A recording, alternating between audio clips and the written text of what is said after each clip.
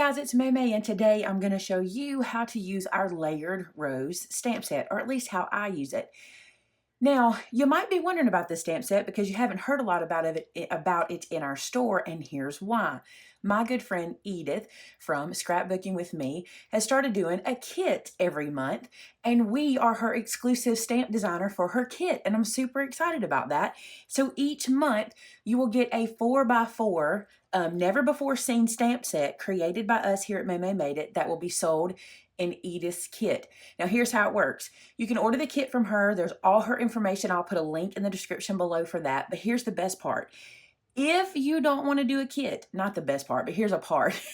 If you don't want to do a kit, we totally understand. What will happen is this set will go in Edith's kits first, but we will also have it in our store once her subscribers have received their kits.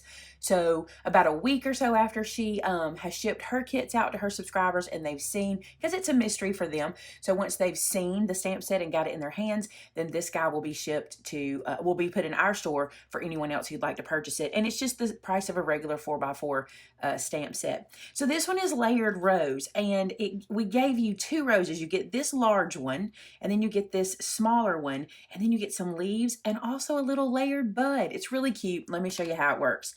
Now I'm doing it kind of probably different than you think you should do it. I'm going to do it a little different, but here's the way it works. I've picked out 3 colors for my roses, okay? And I like that these 3 kind of coordinate. And what I want to tell you is, this is what I'm doing. Let me turn these where they're all the same. I'm going to start with my darkest color and work my way to the light. And that's because I think it's easier to get it as closely lined up as you can that way. So I'm using Spanish Sangria from Nuvo, Panama Rose from Nuvo, and Pink Sherbet from Nuvo. And then for my leaves, I'm going to do Lime Burst and Dried Oregano. I think this will be pretty, and we'll see how it goes. I haven't tried this together yet. I tried red. Let me show you red. This is kind of my first shot with the red, and I think it looks pretty with some reds. I actually used a gray, like a smoky gray in there. So let's just stamp it. Let's see what we get here. All right, so I'll pull my little sheet back a little bit.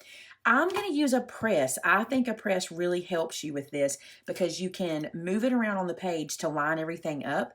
So I'm just using my Fiskars press that has these little feet. You can certainly use like your Misty or what have you. Now, like I said, it's going to be weird because we're going to start with our darkest color. And most of the time, you would think you should start with your lightest color, you know, and build on top of it. And that's fine. But I'm going to work my rose from the middle out, basically. So now I have inked this guy up. I'm going to flip it over. And my first rose I want to land somewhere here. So I'm just going to ink that guy like this. So there's my darkest layer. And now I can clean this one and put it back onto my sheet. So I'm just going to rub that into my scrubber, clean it off over here, and then put this back onto my stamp sheet. So now we've got our dark layer stamped. Now I'm going to take my stamp, making sure I have it in the right orientation. Do you see that I'm looking at those and make sure they're matching? And they are. And then because I'm using my press, I just want to kind of do a dry run here and see where this lands. And if I wiggle this around, I can get this lined up pretty close. And what I'm looking at is this little section and this little section right here, okay? So I'm going to go ahead and turn this over and put my second color on. This is why I like using the press. You can move it around. You can do this without the press. As a matter of fact, that first rose I showed you, I didn't use the press on, but I think it's better to use something where we can kind of drive this guy into place. All right, so let's line it up and twist and turn until I get this where I think it should go. You can kind of tell where the points and things go. So that looks good. I'm going to stamp that down just like that. So there's my second layer. Now we do the big layer. So let me clean this again, just like so, and bring the big guy over. And this is where I'm going to use the lighter color. So here's my big guy. And again, you just want to make sure you have it facing up, and I do. I'm just going to kind of lay it here like this. And what you'll see is everything just kind of lands in a spot. It just kind of makes sense when you kind of lay it on top of it. The other thing I want you to pay attention to, so I've got this guy. I'm going to go ahead and put it onto my block.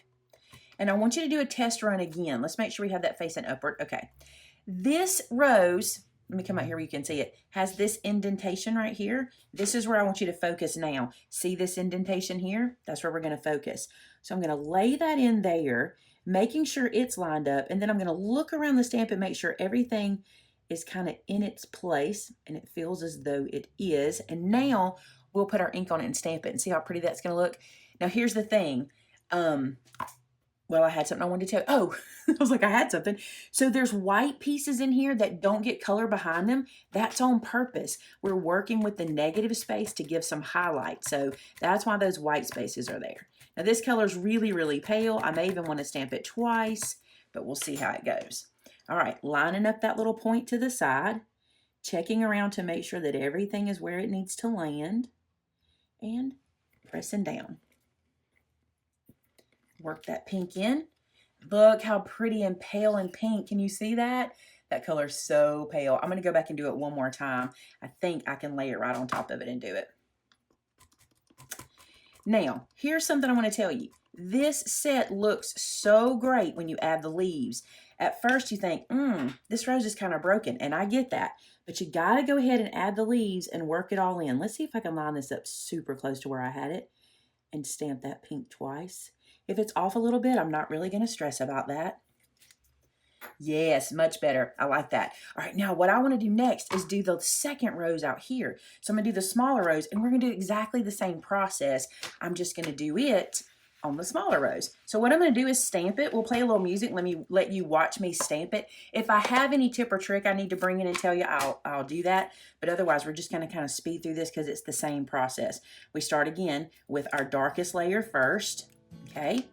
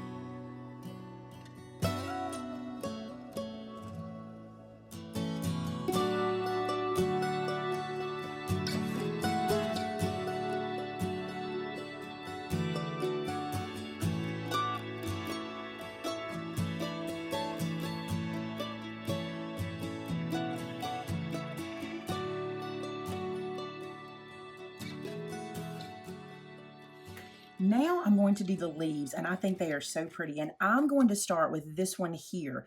I'm going to start with the like the base of the leaf, and we're going to place it wherever I'm interested in. And this is interesting again. This time I'm going to use the lightest color for the base leaf, and I'll use the darkest color in the middle. But the reason is, where here we started with our darkest color, here we're starting with our lightest color. At least this is how I do it. I think it works really well this way. So I'm going to take this, I'm going to stamp my green leaves out and go here. Let's ink up another one and maybe bring it out here. Like that. Might even do another one in this area here. Give us a few leaves. And then under this bud, let's do the same thing. Just do one there for now. And now I'm going to go in and take my little bud stem. And the one I want to use is this guy. Well, you can use, let's start with this one. Let's start with the darkest one. So this corner here, okay. Place this guy down, and I'm going to put it into this ink. And I'm going to bring it out this way. I want it to come out from the top because I'm going to add my little bud right there, which I think is so pretty. All right, let's do that with the little bud. So the darkest little bud here. And I'm going to take my light pink color again. I'm through with this green. Put that aside. Let's go to, I might even do this pink, the middle color pink. So taking that and my little bud, and it goes right here on top of that little green piece there. All right, so there's your little rose bud, and now we can do all of the darker color and give the leaves all of their shape. Okay, so put this little guy back. Oh, I forgot to clean him. He'll be all right. And let's see. Let's go to this one. So this is My next largest leaf shape, let me show you which one it is on the stamp. It's this one. So we've done this stamp already. Now we're going to this one. You have another one here you can use. I'm just going to use this one and show you what it looks like. But you can layer the different ones on top of each other for the leaves. So I'm going to use a darker green now. This is where you'll really see the movement in the leaves. So going back over where you stamped and just laying this over, this makes the vein and oh, look at that, it's so pretty. The vein and kind of the movement in the leaves. That just lays right over. Isn't that gorgeous? I love it. Okay, and I want to turn this around because this time in this leaf, I need to go in this direction. Now, when you can get over the top of these, it's much easier. I'm doing this from the side, so I'm having pretty good luck, but if you could get right over the top and see, look how gorgeous those are. Oh, so pretty. Now let's do it here. This is so cool how this works. One second, let me clean this one. I'm trying to clean in between every time so I can just have a clean stamp set when I come back to it the next time. I've been trying to challenge myself to do that whenever I'm stamping because I find that I leave a lot of stamps on the block that I don't actually get clean, and that's never good. All right, now I'm going to the next little stem, and I'll show you. We've already used this one. Now I'm using this one. I'm going to do it in the darker green. And then I'm going to lay it over this guy and stamp it down just like so. Look at that. So we got a little variation of color and our bud is in there. I love that. I think I'm going to add some more leaves here.